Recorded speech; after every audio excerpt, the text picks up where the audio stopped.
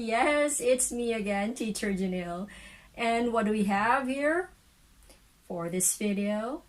We are back to the topics about the theories of literary criticism. Yes, of course, that topic. We are not done with it yet, nor even halfway. Not halfway yet. So, for this video, we are going to talk about the theory of formalism. Well, this theory is not anymore used today by critics. But you would know why we're still talking about it if they're not used anymore. We'll find out. Watch the entire video. Formalism tells us that literature is made up of certain features, making it distinct from any other piece of literature. So it means it does not relate to any other literature. And the key to understanding a text, a work of literature like a poetry, a short story, a novel, is just within the text. So in other words, we do not think outside the box when you use formalism.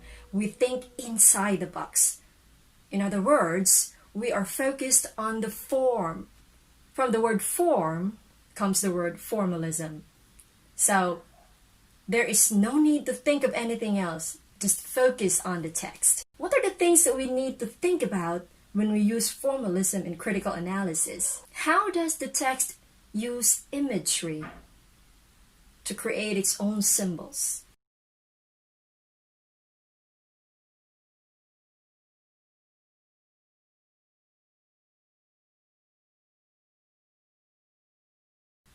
So when the writer uses that, it tends to give us a concrete picture of what he is trying to point out.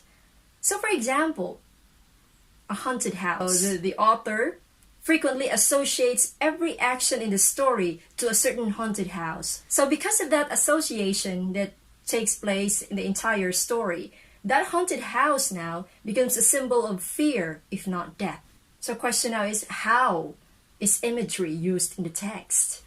You can also ask, how do the elements lead to the understanding of the text?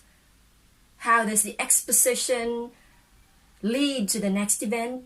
How are the elements of the story, elements of poetry lead to the next element? It seems to me that when you look at a text that way, you are pointing out the importance of the interconnectedness of each part or each of the elements in a story, in a piece of literature.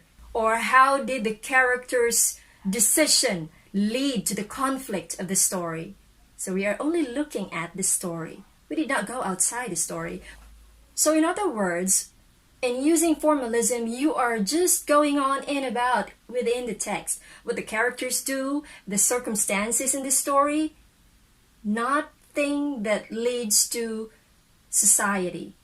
We don't talk about society nor the reader's opinion in formalism. It is simply what is going on in the text, what is going on in the story.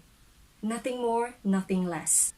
In using formalism, you could also talk about how the figures of speech are used in the story or in the poem that would lead to the understanding of the text. So this means you can identify the figures of speech found in the text. You can talk about how it is used, how it affects the flow of the story.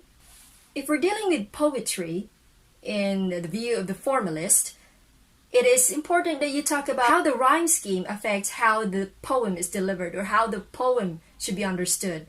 Rhyme scheme. And we're going to talk about that in my next videos. Or we could talk about the stress, the metrical feet. How do they affect the form? Alright, now miss, you've been going on about formalism, talking about the form, the structure, the features of a literary text.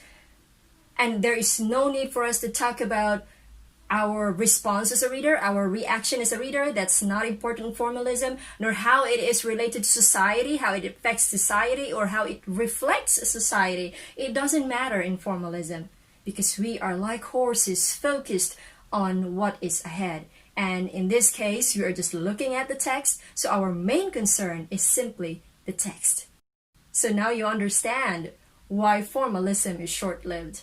But why are we still talking about it? Of course, dearie, because for me, before we go on understanding the relation of a poem or a story, to society or to what we experience or what we feel, it is still important that we know the foundations, the structure, the skeleton of a literary piece. By understanding its components and features, it is also instrumental in helping us write one.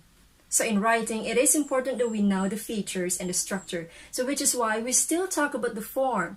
Perhaps we give respect for the form, the literary forms, the elements and the features of the said text.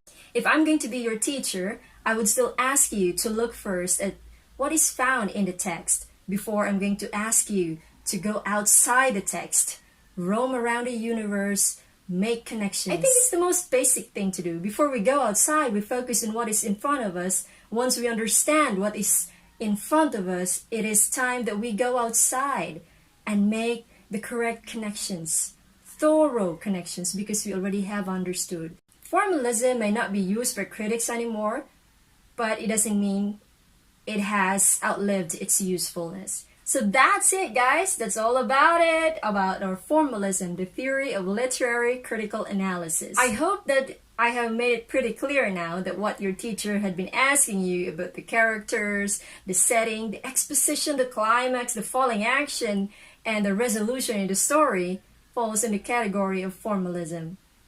It is not used in criticism anymore, but they are used as foundations in textual understanding, textual meaning. So we are still using them as our basic knowledge to understand the text.